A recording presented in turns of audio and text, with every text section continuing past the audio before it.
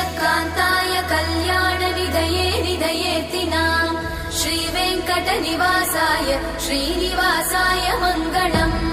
लक्ष्मी सविभ्रमालोकसुभ्रूविभ्रमचक्षुषे चक्षुषे सर्वलोकानां वेङ्कटेशाय मङ्गलम् श्रीवेङ्कटाद्रिशृङ्गाग्रमङ्गलाभरणाङ्गये